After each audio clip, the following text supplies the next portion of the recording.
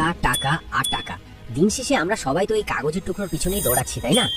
তো হলেও সত্য, আমাদের এই সমাজে যার পকেটে মাল আছে তার কথার দাম আছে, আর যার পকেট ফাঁকা তাকে কেউ গুনতেও ধরে না।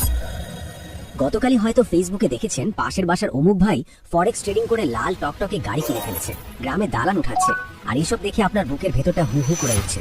মনে হচ্ছে, ইস, আমি যদি ফরেক্সটা বুঝতাম তাহলে আর বসের ঝাড়ি খেয়ে এই 9টা 5টার চাকরি করা লাগতো না, অথবা বেকারত্বের অভিশাপ থেকে মুক্তি পেতাম। কিন্তু সমস্যা হলো, ফরেক্সের ফও আপনি জানেন না। গত ভিডিওগুলোতে কমেন্ট বক্সে আপনারা রীতিমতো ঝড় তুলে দিয়েছেন, তাই আপনাদের চাপে পড়ে বাধ্য হলাম এই ভিডিওটা বানাতে। আজকের ভিডিওতে ফরেক্স ট্রেডিং এর নারী নক্ষত্র মানে এটা আসলে কি, কিভাবে কাজ করে, কারেন্সির দাম কেন বাড়ে বা কমে, এটা কি জুয়া নাকি ব্যবসা, কত টাকা হলে নামতে পারবেন এবং আপনি আদৌ এটা পারবেন কিনা, সবকিছু একেবারে হাতে কলমে বাচ্চাকে বোঝানোর মতো করে বুঝিয়ে দেব।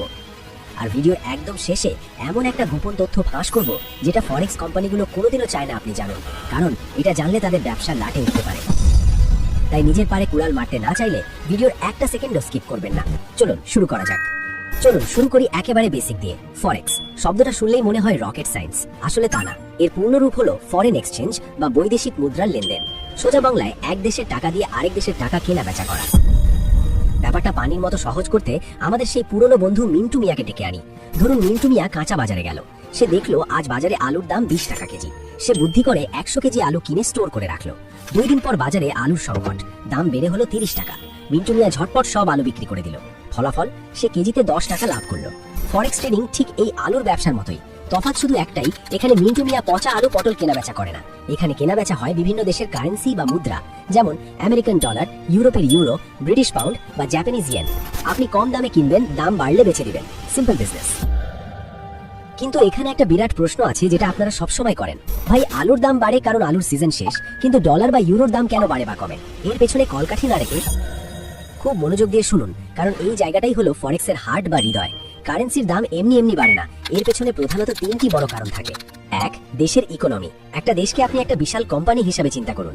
ধরুন আমেরিকা একটা কোম্পানি, যদি আমেরিকার জিডিপি বাড়ে, বেকারত্ব কমে এবং ব্যবসা বাণিজ্য ভালো চলে, তার মানে কোম্পানি হিসাবে আমেরিকা শক্তিশালী হচ্ছে। তখন সারা বিশ্বের মানুষ আমেরিকায় ইনভেস্ট করতে চাইবে, আর আমেরিকা ইনভেস্ট করতে হলে তো ডলার লাগবেই। তখন ডলারের ডিমান্ড বাড়বে, আর ডিমান্ড বাড়লে দামও বাড়বে।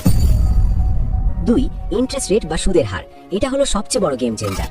ধরুন আমেরিকার সেন্ট্রাল ব্যাংক ঘোষণা দিল যে যারা ব্যাংকে ডলার রাখবে তাদের এখন থেকে বেশি সুদ দেওয়া হবে। তখন আপনি আমি কি করব? আমাদের টাকা সব ডলারে কনভার্ট করে আমেরিকার ব্যাংকে রাখার চেষ্টা করব যাতে বেশি লাভ পাওয়া যায়। ফলে রাতারাতি ডলারের দাম আকাশচুম্বী হয়ে যাবে। 3, রাজনীতি ও যুদ্ধ। ধরুন হঠাৎ করে ইউরোপের কোনো দেশে যুদ্ধ লেগে গেল অথবা রাজনৈতিক অস্থিরতা শুরু হলো, তখন ইনভেস্টররা ভয় পেয়ে যাবে। তারা ভাববে, বাবা এখানে টাকা রাখা নিরাপদ না। তারা তখন ইউরো বিক্রি করে অন্য কোনো নিরাপদ কারেন্সি যেমন ডলার বা গোল্ড কেনা শুরু করবে। সবাই যখন ইউরো বিক্রি করা শুরু করবে তখন ইউরোর দাম ধপাস করে পড়ে যাবে। তাহলে বুঝলেন তো, ফরেক্স শুধু গ্রাফের লাল সবুজ বাতি না, এটা পুরো বিশ্বের অর্থনীতি, রাজনীতি আর খবরের এক বিশাল জগা খিচুড়ি।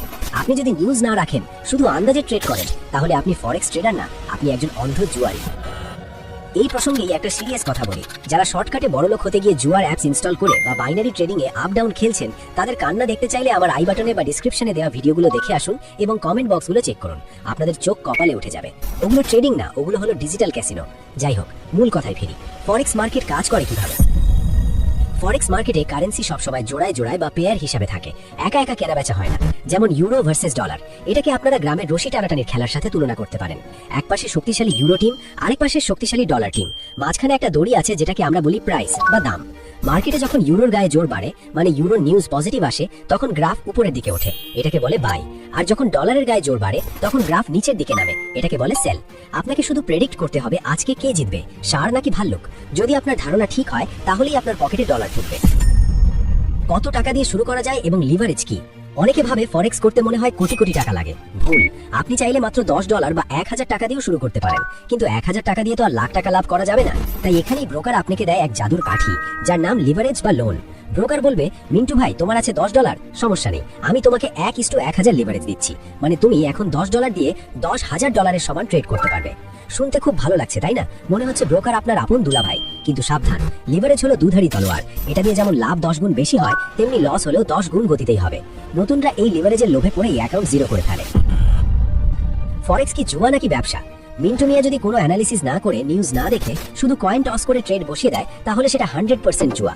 কিন্তু আপনি যদি মানি ম্যানেজমেন্ট করেন, রিস্ক রিওয়ার্ড রেশিও মেনে চলেন এবং স্কিল ডেভেলপ করেন, তাহলে এটা পৃথিবীর সবচেয়ে স্মার্ট বিজনেস। আর যারা শেয়ার বাজার বা স্টক মার্কেট সম্পর্কে জানতে চান, মানে কোম্পানির মালিকানা কিনে ভালোভাবে ব্যবসা করতে চান, তারা আই বাটনে দেওয়া আমাদের শেয়ার বাজারের বিস্তারিত ভিডিওটি দেখে আসতে পারেন। ওখানে সব পানির মতো বোঝানো আছে। ফরেক্স আসলে কাদের জন্য? সোজা কথায়, 1, যাদের ইমোশন কন্ট্রোল করার ক্ষমতা নেই তাদের জন্য ফরেক্স হারাম। 2, যারা ঋণের টাকায় ট্রেড করতে চায় তাদের জন্য ফরেক্স নিষিদ্ধ। 3, যারা রাতারাতি বড়লোক হতে চায় তাদের জন্য এটা সুইসাইড মিশন। মনে রাখবেন, ফরেক্স মার্কেটে 100 জন এলে 90 জনই প্রথম 3 মাসে তাদের সব টাকা হারিয়ে ফতুর হয়ে বাড়ি ফিরে যায়। বাকি 10 জন যারা টিকে থাকে তারা হলো আসল খেলোয়াড়। তারা লসকে ব্যবসার খরচ মনে করে এবং ভুল থেকে শিক্ষা নেয়। ভিডিও শুরুতে কথা দিয়েছিলাম একটা গোপন তথ্য ফাঁস করব। ব্রোকাররা চায় না আপনি এটা জানুন। সেই গোপন সত্যটা হলো মার্কেট মেকার বা বি বুক ব্রোকার। শুনলে অবাক হবেন, অনলাইনে আপনারা যেসব চটকদার ব্রোকার দেখেন তাদের অনেকেই চায় আপনি লস করুন। কারণ আপনার লস মানেই তাদের লাভ। আপনি যখন 1000 টাকা লস করেন, ওই টাকাটা মার্কেটে যায় না, সরাসরি ব্রোকারের পকেটে ঢোকে। এরা আপনাকে বোনাস দেবে, হাই লিভারেজ দেবে, সিগন্যাল দেবে, শুধুমাত্র আপনাকে লোভে ফেলার জন্য, যাতে আপনি বড় লটে ট্রেড করেন এবং অ্যাকাউন্ট জিরো করেন। তাই ফরেক্সে নামার আগে ব্রোকার সিলেকশন হলো সবচেয়ে গুরুত্বপূর্ণ কাজ। সবসময় রেগুলেটেড এবং বিশ্বস্ত ব্রোকার ছাড়া টাকা ডিপোজিট করবেন না। বন্ধুরা, ফরেক্সের তো মাত্র অ আ কখ জানলেন, সাগর এখনো পড়ে আছে। চার্ট দেখে কিভাবে বুঝবেন দাম বাড়বে না কমবে? ক্যান্ডেলস্টিক প্যাটার্ন কি, সাপোর্ট এবং রেজিস্ট্যান্স কি, নিউজের সময় ট্রেড করবেন নাকি করবেন না, এইসব টেকনিক্যাল বিষয়গুলো নিয়ে বিস্তারিত পার্ট 2 কি আপনারা চান? যদি চান তাহলে কমেন্টে এখনই লিখুন পার্ট 2 চাই। বিশ্বাস করুন, যত বেশি কমেন্ট আসবে আমি তত দ্রুত এবং সহজভাবে পার্ট 2 নিয়ে হাজির হব। আমি আপনাদের সাবস্ক্রাইব করতে বলবো না, কিন্তু আপনি যদি মিন্টু মিয়ার স্ক্যামারদের ফাঁদে পা দিয়ে সব হারাতে না চান এবং নিজের পকেটের টাকা বাঁচাতে চান, তাহলে এই চ্যানেলের সাথে কানেক্টেড না থাকাটা হবে আপনার জীবনের অন্যতম বড় ভুল। কারণ আমরাই এখানে সত্যটা মুখের উপর বলে দিই, কোনো রাখাঢাকি রাখি না। সিদ্ধান্ত আপনার, শিখবেন নাকি ধরা খাবেন। দেখা হবে পরের ভিডিওতে। ততক্ষণ নিজের টাকা বুদ্ধি খাটিয়ে ইনভেস্ট করুন, কারোর কথায় কান দেবেন না, এমনকি আমার কথাও না। আল্লাহ হাফেজ।